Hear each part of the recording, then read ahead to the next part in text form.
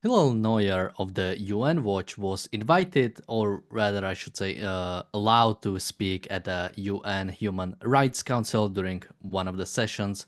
And well, I do say allow, he was allowed to start, but very quickly while he was speaking, he was stopped by the Palestinian representative at the UN Rights Council who said he pretty much should be not allowed to speak. The vice president of the UN Human Rights Council at first allowed Hillel Neuer to continue, but then the Palestinian speaker or the Palestinian representative jumped in again, saying he should be stopped.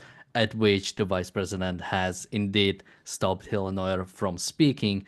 A few days later, Hillel Neuer of the UN Watch came in again at the Human Rights Council to speak again, and he was allowed to say a bit more, but he was also stopped pretty shortly after. We'll watch the first clip. It's about 4 minutes, and there's a lot of things to go through.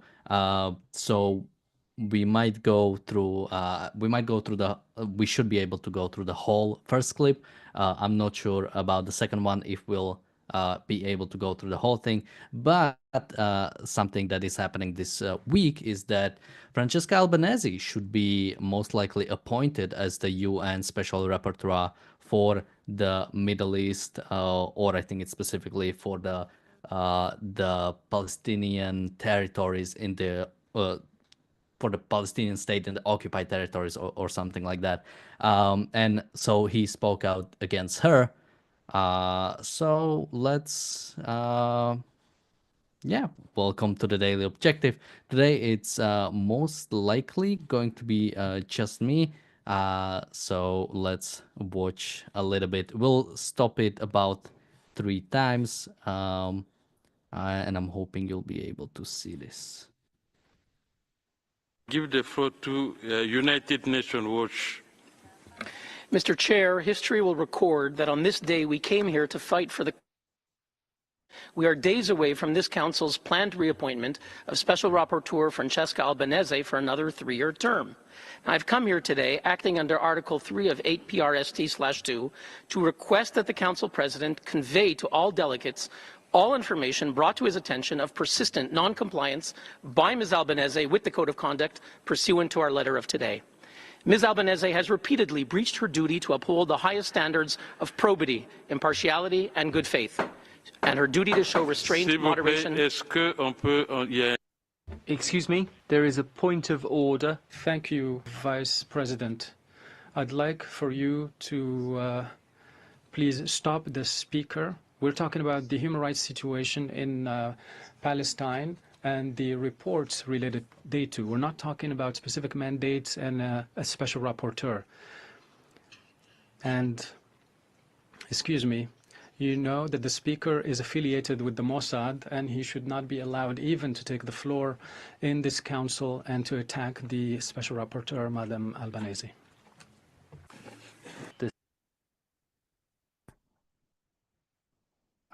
So we might actually have Alex joining us today, which I wasn't sure about. But we watch. She is here, but I'll give her a second to set up her things. Oh, hey, Alex, can you hear us? Yeah, it was a little difficult to join because I didn't have the link.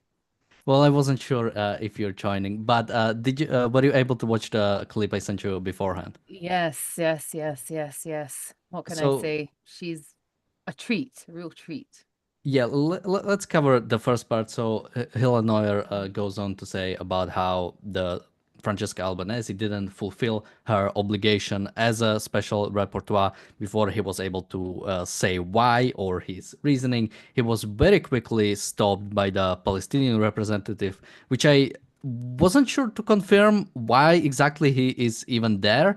I'm not sure how these UN human rights sessions usually work. I know you have the actual countries that have a seat, and then you have basically the reason why UN Watch is even there is that they are accredited non-governmental organization that is allowed to basically come in, ask questions, or say their problems with the UN or specific things that are going on.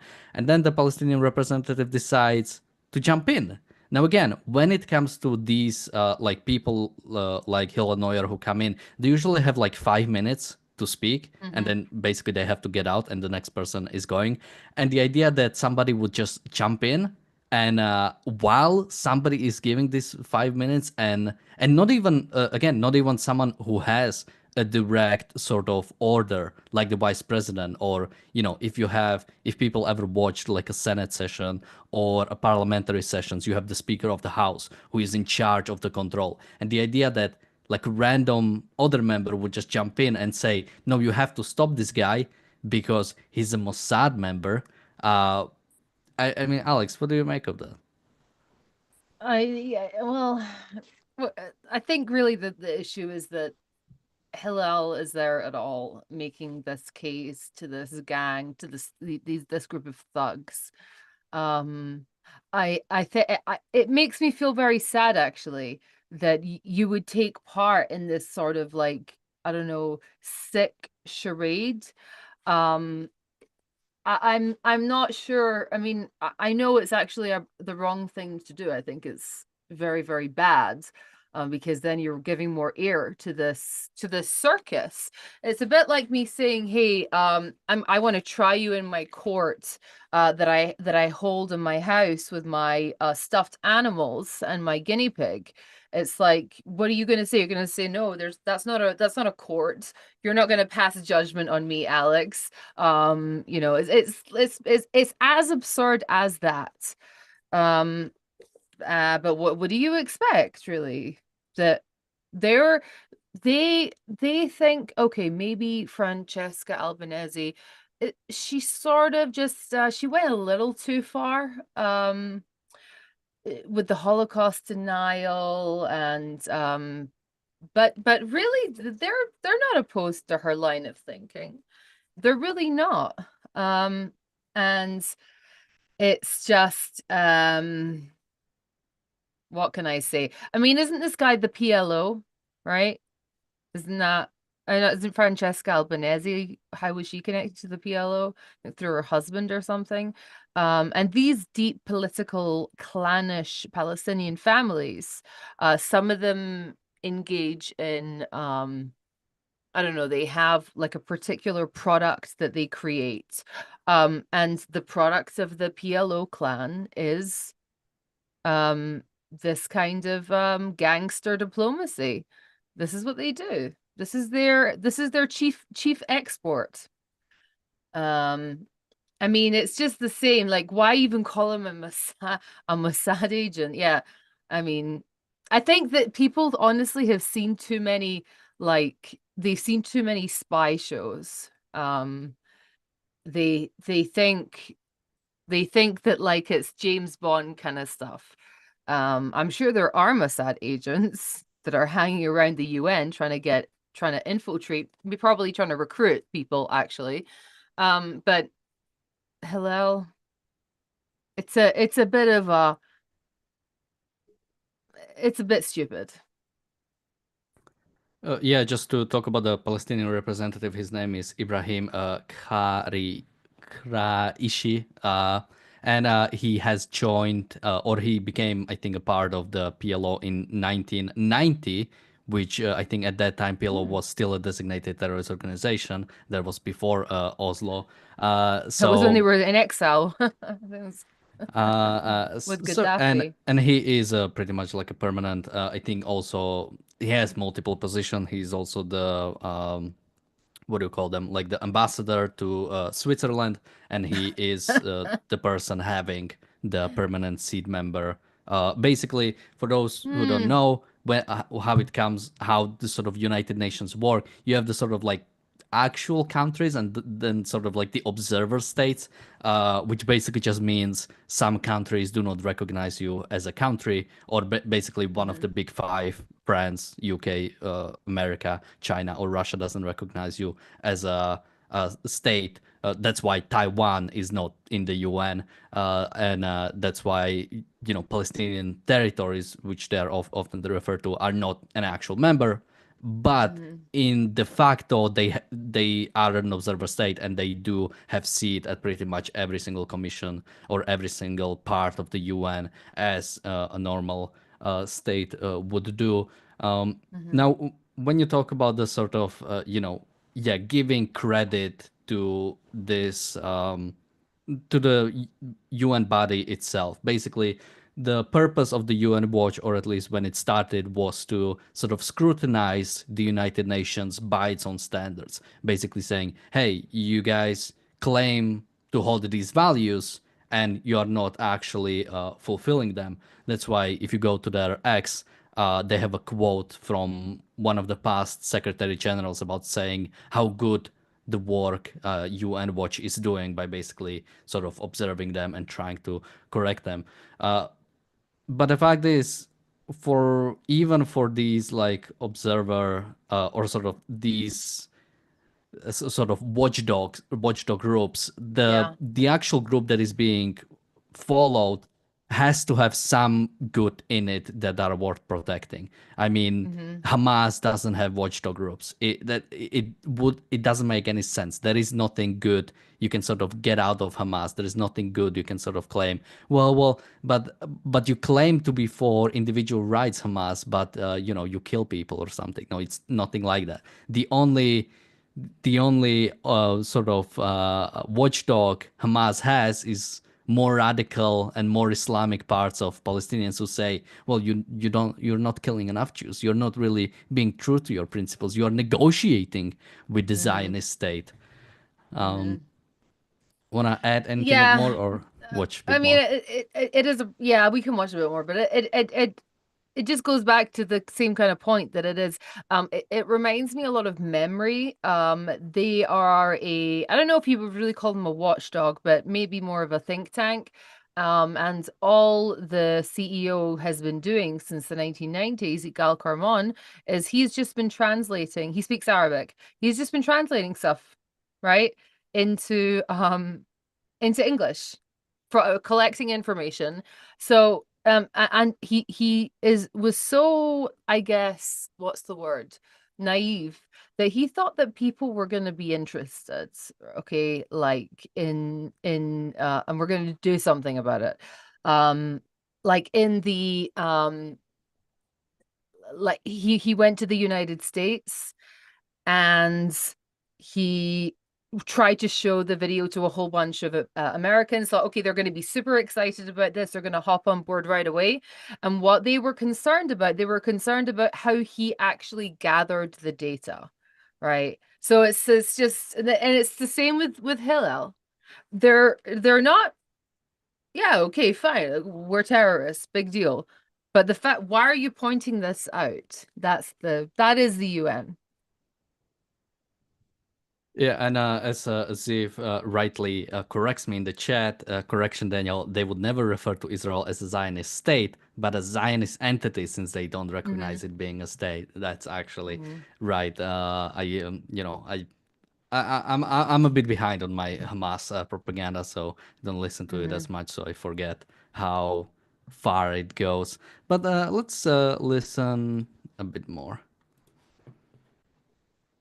Speaker is in fact authorized to represent the NGO in question, which is accredited with the Economic and Social Council. So it's with that in mind that I would give the floor back to the Speaker. Thank you, Mr. President. There is clearly no other agenda item under which to bring objections to the renewal of the rapporteur, and I note that the Palestinian ambassador who just spoke, his deputy, Imad Zuhairi, in February 2010, asked Richard Falk, then rapporteur, to quit. We know that from WikiLeaks cable, documenting that the Palestinian Authority asked Richard Falk to leave. So clearly this is an issue that we can raise. We note that the Dutch government today announced the cabinet does not support Ms. Francesca Albanese's possible reappointment. France condemned her for denying the anti-Semitism of October 7th, saying it was scandalous and a disgrace to appear to justify it. Germany said it was appalling for her to justify the horrific terror attacks. Canada denounced Albanese for Holocaust distortion. Ambassador of the US said clearly she is unfit for her role. We urge the Council to act. Excuse me, Ambassador, the Ambassador of Palestine. Mr. Vice President, this is unacceptable to attack a personality that represents the United Nations from this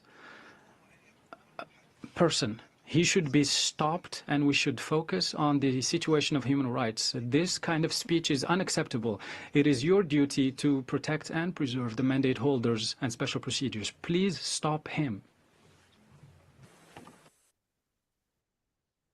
So I don't know if people noticed, but I really liked how the translator, when he was translating, said this they should really stop this person, because I'm really wondering what the Palestinian representative said. If he said something much longer, and it was just not maybe appropriate to translate, and he just said person, or maybe he the translator was just stuck. Who knows? But yeah, continuing from this, the Palestinian representative is saying he is attacking the person of Francesca Albanese. Hillel was just noting that nations are disagreeing with her appointments. He specifically picked the nations that are currently the seat members or the members of the UN Human Rights Council. I believe it's definitely Netherlands, which he mentioned, and I think it's also France and maybe Canada, Germany. USA is not currently, I believe. But yeah, those are. And when it comes to appointing special rapporteurs, they usually happen by unanimous vote or by basically unanimous decision. So the fact that some would disagree with her, you might find it objectionable. You might find it, maybe that should be pointed out. But the Palestinian representative, no. Shut him down. No dissent. No criticism allowed. Stop him now. Stop him. That's their go-to. That's their solution for this. This guy was, I think he was on the council for the Fatah revolution in the early 2000s. And it's funny, right? It's just this full legitimacy that they feel they get by even virtue that they are being allowed to participate in this massive charade. It's as if he's for nation building. You think he's for nation building? No, he's for nation destroying. That's the whole point, is that they want to destroy it because it's out of pure jealousy. Pure jealousy. And also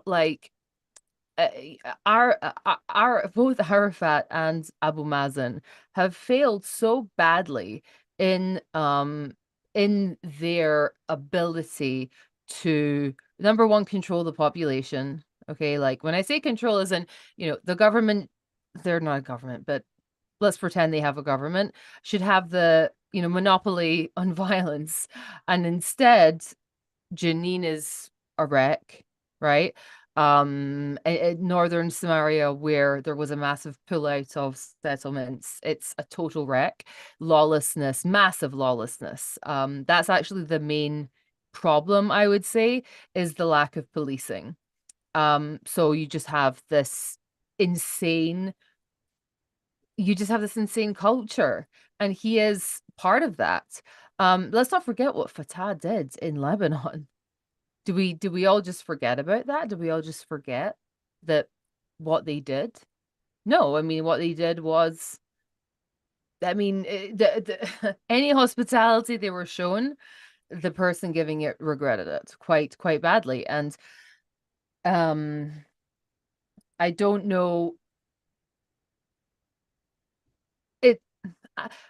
Doesn't it make you feel there is something very funny about it, but then at the same time it's so tragic to see this, because this guy, like I say, there was one or two Palestinian leaders, such as they are, who were for nation building, right? Really and they were very popular in the West, but they never got more than 3% of the population of Ramallah, or they never managed to get anywhere.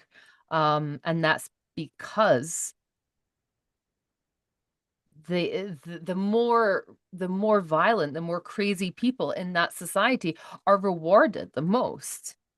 So it's like a pay for slay, but it's on like a socioeconomic kind of level, that it can sometimes be the only way to rise in the ranks of the political game that they have going on in in Judea and Samaria. Yeah, now, again, I think Illinois points out that he doesn't understand where else he is supposed to sort of bring that up, his points against Francesca Albanese. And the whole way sort of the UN like works is already sort of like really, I mean, normal people do not even know. Normal people do not even know there is a special repertoire, or how they are even assigned, how they are elected, or how they are appointed. And so this really is, it is really this sort of like a really overbearing institution. Like nobody, like it has no account, like it really has no accountability. I mean, what let's say you disagree with something that's happening at the UN, what can you really do? I mean, you can Yeah. vote for someone within your own nation that hopefully they'll like do something, like they'll send different people to the UN. But even then, when it comes to UN Security Council resolutions, it's just pretty much five nations deciding. Well, technically, it's a, if they want to approve it, it has to be more. But basically, those can veto them. How are we even sending representative there? So it really is this sort of like a body that everybody is supposed to be like, take it like this is, this is the achievement of the 20th century. We ended World War II, and then we founded United Nations, and we had a peace forever, and then nothing bad ever happened after that. But the fact is, it is really not even like a, I don't even want to say a corrupt institution. It really serves no Yeah. purpose besides trying to destroy any good that is in the West, trying to suck up the moral and the practical sort of sanction of the West for these dictatorships. Because again, by what standard do the so-called Palestinian territories have an observer status in the UN? Why do they have a special repertoire? And again, when you, and we'll cover probably more of Francesca Albanese this week, but her job, first thing, apparently her position is not even paid. Apparently it's an unpaid position, so I'm glad she hates on Jews for free. She does it from love. She doesn't need to get paid for that.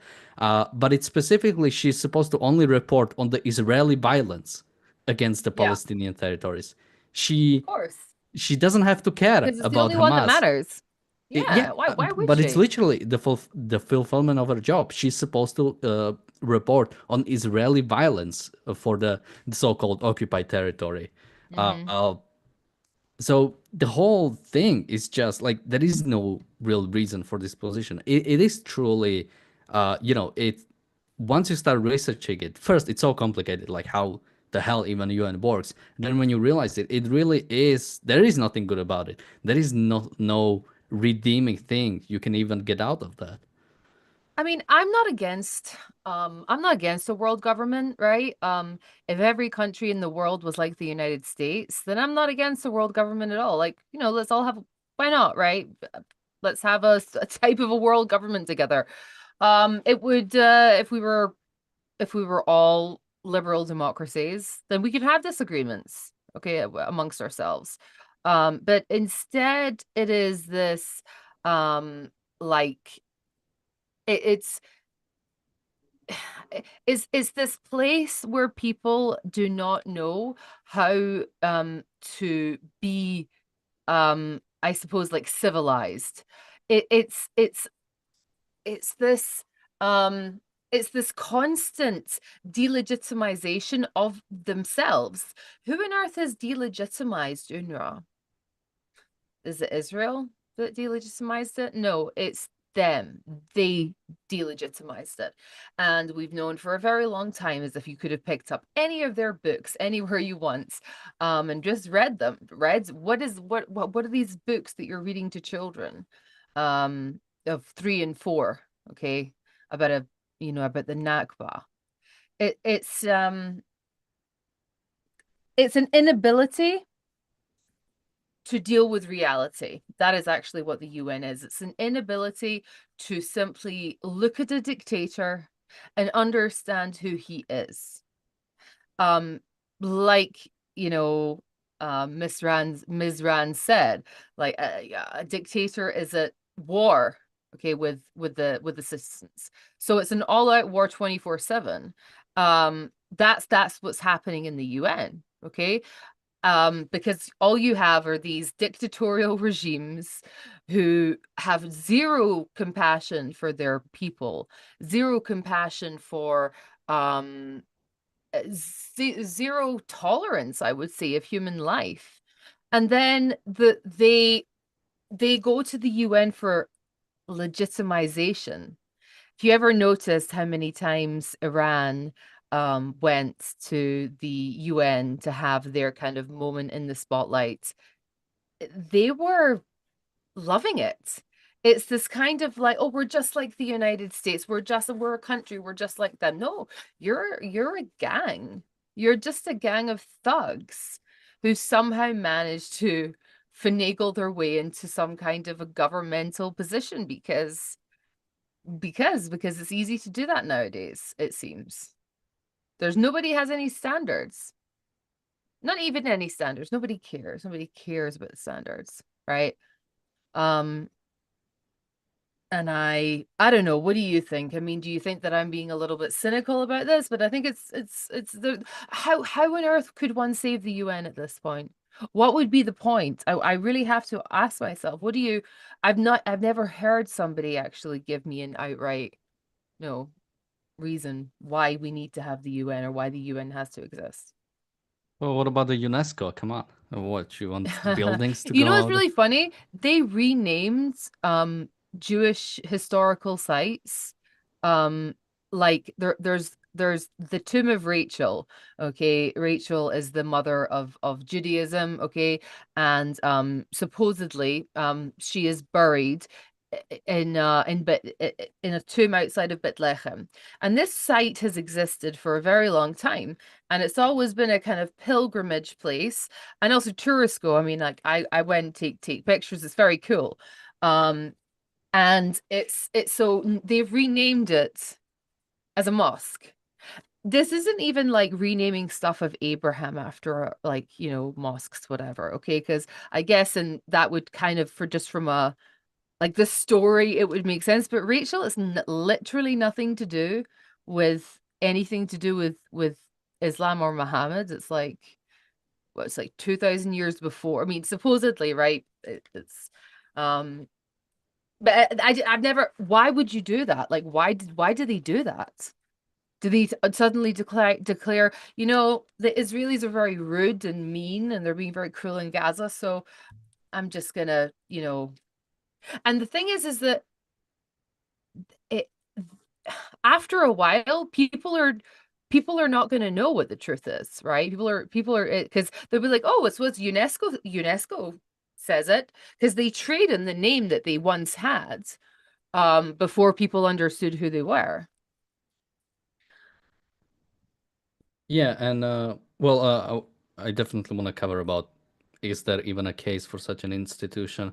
But it's important to remember the other side of the UN, and it's people like, Gaddafi going into the UN and sort of lecturing how evil we are. And it's like, you're Yeah, like it a was good. dictator. What the hell are you even like here I love that one. talking about? And that was one of my favorites. It really was one of my favorites. It was like you have the wacky UN moments. I think that would definitely be in the top 10. It's just sometimes they have people that are like why not have Charles Manson come? people could learn from him. You know what I mean? Like why not? What? Sorry, but like, what is the difference between having Charles Manson, okay, and having Bashar al-Assad? That is They're pretty both much. vicious killers. There's no difference. I don't think there's any difference. What's the difference? Yeah, I mean, if what is that other guy? Heaven's Gate. What's his name? I'm trying to remember. The Well, no, oldest. it's this. No, It's this. yeah, I'm There's trying to make a point. But basically, yeah. if a serial killer manages to create his own nation, he will Mhm. get to speak at the UN. Yeah. That's all Gaddafi was. He was a vicious dictator that was able to take over the country, was able to assume the head of state or some piece of land that we nobody else claims, and we sort of recognize as well. They everybody can govern themselves, and so he gets a seat at the UN. This is why Taliban is currently at the UN. This is why Taliban was invited to the conference for climate change. I mean, it is truly like it has no standards, and that's the most vicious part about the UN is the fact that the only like realistically the only standard is if you manage to take over some piece of land that nobody else wants, and it doesn't matter how you do it. It doesn't matter if you did it like America did it by declaring independence from the freest nation of that time to become even more Mhm. free, or if you're a Soviet Union, basically killing millions of people, during Civil War, and then later, I don't know if it was millions during Civil War, hundreds of thousands at least, but basically you manage to yeah, take over, kill a royal family, or kill some parts of your population. You also get a seat. Or China, also you kill millions, you get a seat. Gaddafi, you get take over nation, you get a seat. Taliban gets a seat. Yeah, and the so I also just want to like end this with, can you imagine how demoralized the freedom fighters of Iran, the true freedom fighters of Iran feel when they see um their, whether it's Ahmadinejad or whoever speak in the UN. Can you imagine what that feels for them? It must just be, I mean, you can't help but feel just such a profound sadness for them. Here they are, like literally risking their lives to put graffiti up, literally risking their lives to to speak, right? Because they realize that it's this or death. And then the freest nation on earth invites their barbaric murderer, savage leader, okay, to the UN to speak. And it looks like he's getting the red carpet treatment. It's just so, I can't tell you, like it must just be so painful. Yeah, and sort of when it comes to the whole idea why even there is a need for such an international organization, like I've always said that I can see some a case for some international organization whose purpose would be basically, let's say, aligning property rights or intellectual property rights, basically saying, hey, if an agency in this country accepts it, we all recognize this patent. Basically, make these things in, basically make regulation easier. That's the only sort of purpose I was ever able to find for any sort of international organization, or sort of making trade easier, possibly like the first parts of the EU, maybe not currently what it is right now, or yeah, I mean that's the only real part I could ever find. Basically, an agreement between some nations, because again, it's not even in those cases, it's not even some international entity. It's just an agreement between two nations, basically saying, hey, we recognize each other's intellectual property rights, or we recognize each other's. I think when it comes to let's say drug patents, I think many countries do it. If or a drug regulation, basically, if one country let's say FDA allows this drug, it's also allowed in the EU, and things like that. But when it comes to something as big as the United Nations, again, Mhm. what is even the purpose? What is the goal here? It's a group like I say, it's a country that has the answer, the descendants of the founding fathers and Taliban in the same organization? What kind of values do these people share? What kind of thing can both of these groups sort of align themselves on? Yeah, absolutely nothing. I think is really the answer to that. And it's to me the UN is like a science fiction movie that went wrong. That like kind of went off the track a little bit. That's what it feels like to me. That's what the UN feels like to me. It is a somebody's bizarre, like, hey, wouldn't it be really funny if we had like a global government? We invited all our friends and we could get together and I could hear about you and how is things going over in the Congo? Oh, I'm in Australia. Like this is the dumb I'm sorry, but like it is like that's what it is. It feels like it is it feels like it's this weird kind of Black Mirror episodes that's come to life. And so it serves zero purpose. It's in a very nice building in New York. That really I feel an enormous amount of resentment for that. I could do a lot with that building. And someone saying I could do a multiple person show and play every character. Yes, indeed. But yeah, it's organizations like this, organizations like the UN, they inspire terrorism because what they do is they have actual terrorists come, because it's a place to get a job if you're a terrorist, if you're a former terrorist, right? If you've hung up your Kalashnikov a while ago because you're a bit old or whatever, then you could get a job in the UN. Why not? You know what I mean?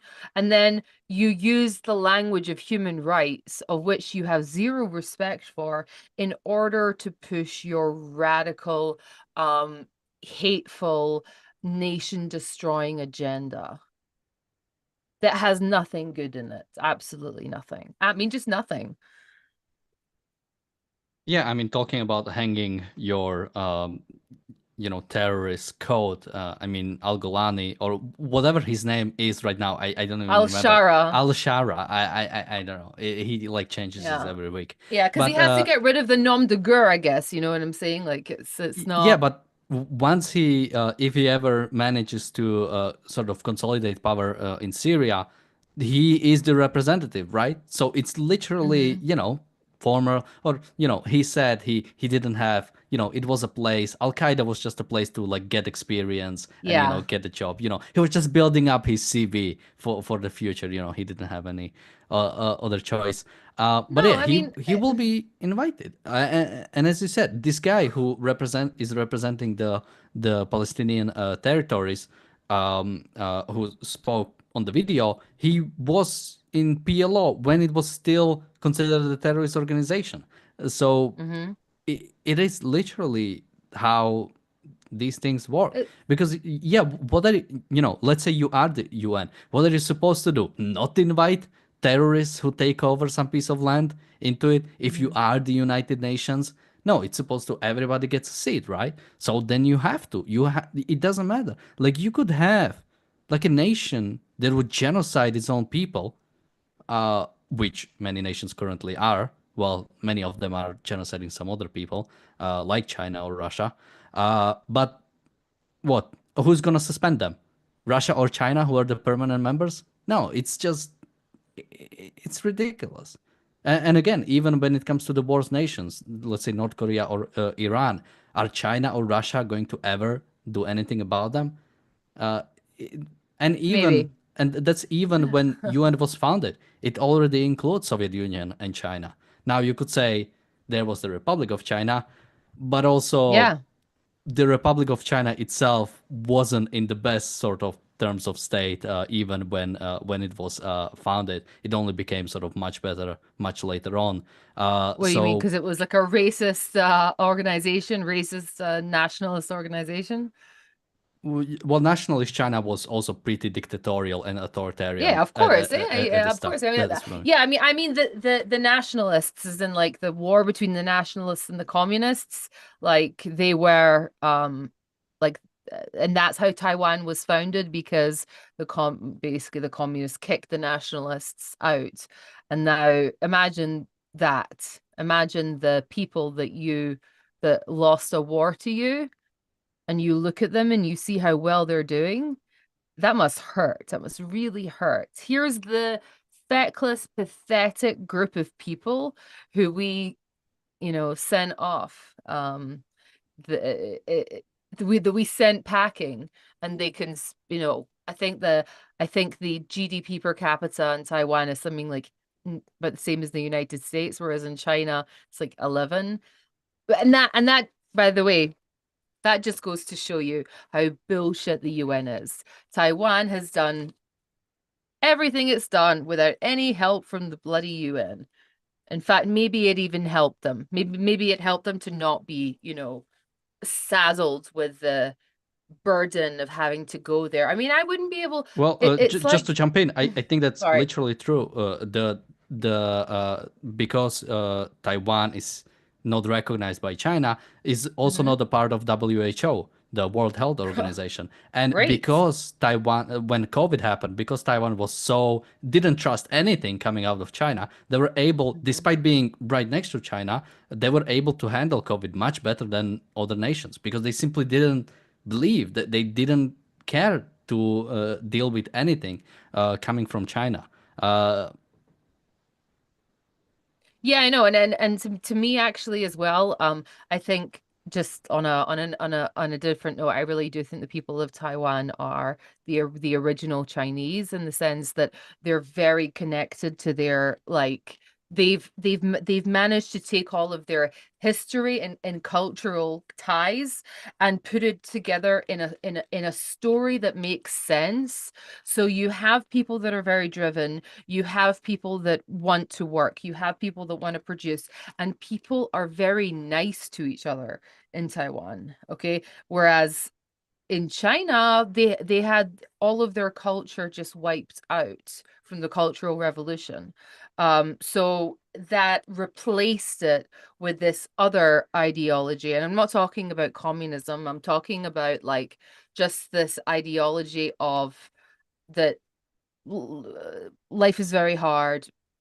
It's a struggle every day, and and that it would be nice to have some political freedoms, but it also,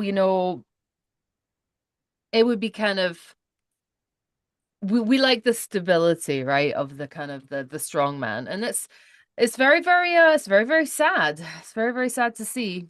I mean, but I think that it would be good for Israel to leave. I don't know what the legalese ramifications of it actually would be, but it would be a step in the right direction. And I'll hold the UN in my house. No problem. I'll get my stuffed animals. I'll get some of the neighbors, kids, and we'll, we'll get like a black kid from the area, and then we'll get a Polish kid from the area, and then we'll get all together and we'll all say, "Oh, we're the United Nations," okay? Because that's all it is that it's to get this picture of these people who look different together. And that's why the UN has it has almost branded itself as this kind of like humanitarian cause or something. You know what I mean? Like the UN, they're like, oh, it's the UN, it's the wonderful, benevolent, kind givers at the UN. Because they've managed to, like, they've managed to orchestrate that as a PR exercise, because it would be pretty hard to get a picture of the PLO together, looking like the PLO, with their, keffiyehs and Kalashnikovs and, terrifying some civilians. But then you put the UN flag behind them. Oh, it's all good. We're good people. We're here with the UN, the benevolent, wonderful UN that does such good work. Yeah, and somebody is asking what stops Western nations from leaving. Um, well, ultimately, it all goes back to altruism, but I'm trying to be a bit more Mm-hmm. precise. I think it's one thing is sort of a lack of confidence, lack of, it's this sort of feeling of basically being safe in the groups. Well, if we make a committee to agree on something, Mm-hmm. then nobody can be wrong. We can all sort of be right because we all agree, right? So we all Mm-hmm. come in together and we all agree on something. So that makes it good. It's this sort of it's rejection of independence. Uh, yeah, this sort of wanting approving of other people. uh, so now when we hear some of the lashing out against the UN, oftentimes it comes from a very bad place. It's sort of coming from the different kind of dependence. Basically, I do not want to be bogged down by any sort of standards, by any morals or any people, so I'm gonna leave the UN. But the right thing is any no other country has the right to say what is right. Only you can choose, or only you can decide what is right. Only you have, as an individual, have the ability. A nation, as a group of individuals, have the ability to sort of decide what is the right course of actions for them. And this idea of both Israel wanting to prove itself on the international stage. I mean, people should look at Netanyahu's last speech. He was like, "Well, we can have this like peace, Saudi Arabia, Israel, and these like states in the south. We can have this like bell of prosperity, or I don't know exactly what he called it, but this like and but there's this axis of terror, and you guys, if you just stand behind us, we can do this." And Mm-hmm. it is really oh, Bonnie in the chat says the wreckage of the consensus, which is a essay by Ayn Rand, which I think that definitely is exactly on point here. So I recommend people checking that out. But yeah, it's this kind of non-independence, I think, is the most important aspect. Just one last thing I want to say, like before we wrap up. I think that the presence of the UN in the in New York, I think it demoralizes the people that are near it. I really do. I think that it's impossible not to be demoralized. Um, even if you don't, even if you, I really don't. Even if you don't even notice it yourself or you don't even admit it, I don't think it's possible to live beside the place that Gaddafi and Arafat hung out and executed their state policies. Yeah, they probably go with security, but imagine like meeting them on the Hmm. streets. Like there is this, uh, like in a sense, the fact that it is in the UN gives us America can do a really funny joke if it ever decides to.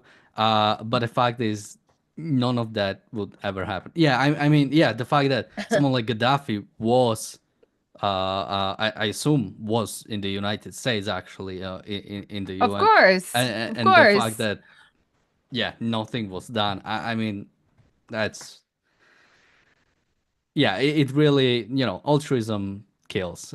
It It does. It really really does kill and demoralizes. when it really materializes, it's not good. Alex, any last thoughts? Yeah, it was a nice conversation today. Very, very breezy. Very, lots of nice kind of streams of consciousness, shall we say, about this particular event. As always, I'm going to recommend the Alma Center and I'm going to recommend IDSF. And I'm also going to wish everybody a great week. And it's gonna be one hell of a week since we'll probably discuss Francesca Albanese a bit more. Hopefully, we'll stop her appointment. We'll really try to do that. But also, there is the opposite fact that she really is sort of perfect for her job. But to Yeah, hear more yeah, about that, join us tomorrow for more shows. Thank you, Alex, for joining me today. you're Thank you, very everybody, for welcome. watching, and bye bye.